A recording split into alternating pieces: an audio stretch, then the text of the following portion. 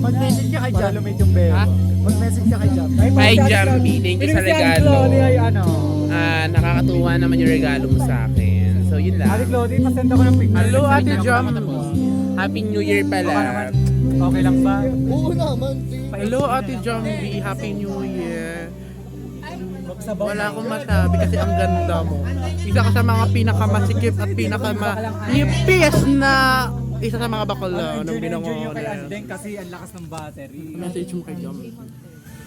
Kay Ate Jambi. Ay, Message ko po. Message send. Kinatandaan na kita. ayun.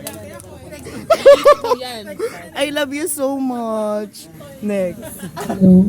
Message daw ni Ate Jambi. Hello po. Ang gulo naman hair ko.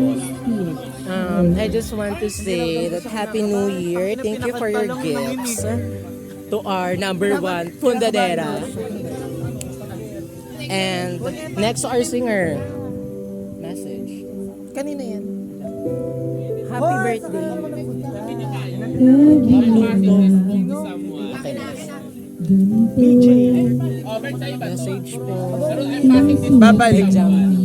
Happy New Year, Jambi. Fuck you. Message daw kay Jambi. Jambi. Pass the phone eh. Jambi. Uy, Rodney. Alam mo naman. Go. Bakla, mas mamahal. Alam ko mas mamahalin mo si Gumara. Kesa sa amin.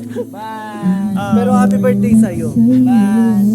Hi, Rodney. Happy New Year. Ang message ko sa'yo ay alagaan mo ang iyong health at ayoko magkakasakit ka. So, yun lang ang message ko. Basta mahal na mahal kita. Yes.